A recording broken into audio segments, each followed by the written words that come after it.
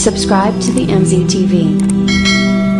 وزر داسي ويو خدای پاک ادا کار مې وکړه خدای پاک ادا کار مې وکړه خدای راضي شي او خدای ژوندې مې ساتي او خدای ادا بعض علما خو لفظ د خدای جایز هم نه ګڼي خو زي خبر لفظ د خدای ویلې شي ځکه هر زبان کې الله تعالی ته خلق مختلف نمونه اخلي په پښتو کې ورته خلق خدای وایي دا الله خپل نوم دی الله دا د الله ذاتی نوم دی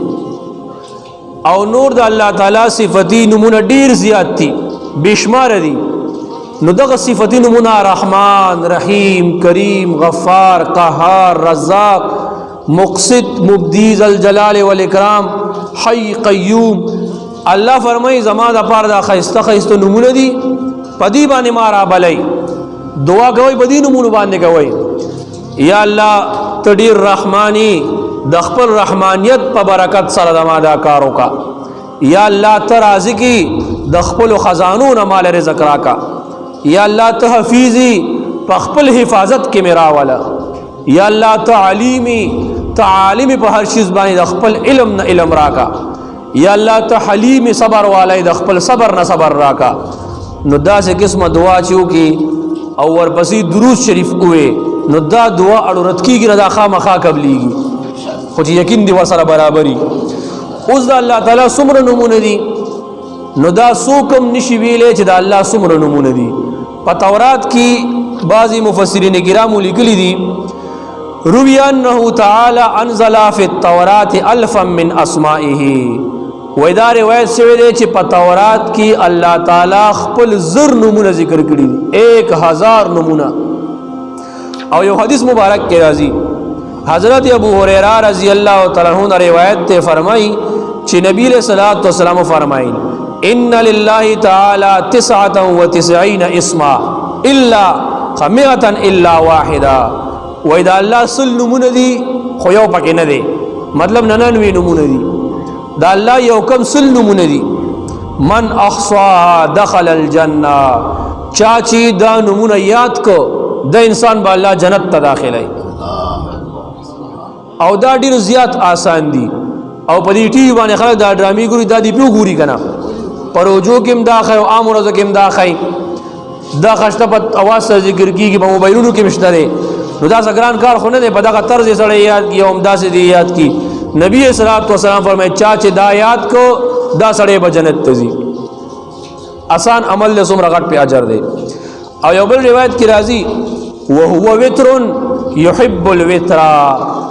الله تاک دی او تاک شیخ وخی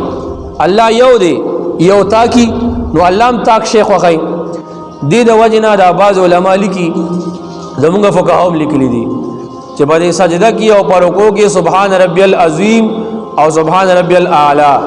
دریزل یا پنځزل یا وزل یا یولزل تاک وای دا ځکه چې الله تعالی تاک عدد خوخی او بچس کی نو درو ساګانو باندې اوسکا زګه درې تاک عمل لې کله چې ترکاری خوري او بقاسه کې دومره ترکاری پاتې شو چې د درو نړو برابر او ته موړ شوي نو چې دومره دی خو د درو نړۍ مور پسې وخورا دا مو پریدا خو کدی زیاته پاتې بیا د غاړې طرف صفا کا اړخونه ټول صفا کا هم تک کرنګ نو ترکاری پریدا نو درې عدد یعنی تاک عدد د الله تعالی ډیر زیات خوښ دی کم یو کار چې کیږي هغه تاک پکاري بعد دعاګانی بنبی اسلام د شپې کول درې ځل به ویل سحر او ماقام کې جګه می دعاګانی دي دا سلور کل سورتونه درې ځل ویل پکار دي نو تاک عدد الله تعالی خو خی نو دا الله تعالی نومونه مبارک یقیني سره سوکم نشي ویلې چې دا الله تعالی څومره نومونه صحیح خبره ده چې دا الله جل جلاله نومونه ډیر زیات دي او بشمار دي ځکه یو حدیث مبارک کې راځي نبی صلی الله علیه وسلم بدا دعا کولا اللهم انی اسألک بكل اسم هو لك سميت به نفسك وانزلته في كتابك او علمته احدا من خلقك او استأثرت به في علم الغيب عندك ويا الله زو دتانا دعا کوم دتانا سوال کوم ستا په هر هغه نوم باندې چې هغه تازان لایخې دي یاد او په خپل کتاب کې نازل کړي دي یاد په خپل مخلوقاتو کې چا دخولي دي یا تا چاتم ندی خولی ځان سره ساتلی دي ز په هغه نمونه باندې الله تعالی سوال کوم زما دا کارو کا مثال نو دا څومره شو؟ دا بېشماره شو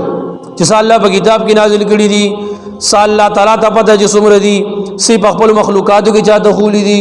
نو دا الله تعالی نومونه بېشماره شو، ډېر زیات شو. خدا الله تعالی په نومونو کې یو نوم دی چې هغې ته وایي اسم اعظم. د دې تذکره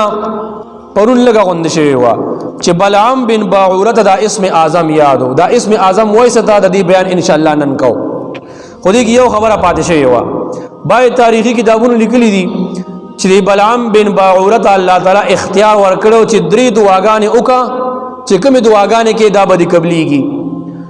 بس دا پته یې ښځې ته ولګېده. بس ښځې وتې سړیه دا خو الله یو بهترین چانس راکړی دی، بس دعا وکړه چې الله تعالی ما نه یو ډېره ښایسته ځوانه جینۍ جوړه کړي چې زما نه ښایسته څوک وینه. دا دا خو آسان کار دی. بس دعا وکړه چې یا الله زما دې ښځې نه ښکلې جینۍ جوړه کړه چې په دې ټوله علاقه کې داسې ني. او دی په خپله بوډه و، نو ښځه جینۍ شوه 14-15 کالو، خشته حسینه جمیله، او بادشاهانو ورته د نکاح پیغامونه راولېږل. بس دی ورته چې زه بلعام بن باعوره دوکه مې کې زه اوس جینۍ م ته بوډا سړی زما تا سره وخت نه تېرېږي، لاړم در نه روان شوم. بس ده سره خو د 2 دعاګانو اختیار پاتې و. بس دی وی یا الله زما دې ښځې نه سپی جوړه کړه. دویمه دعا وکړه، بس د هغې نه سپی اخره جوړه شوه.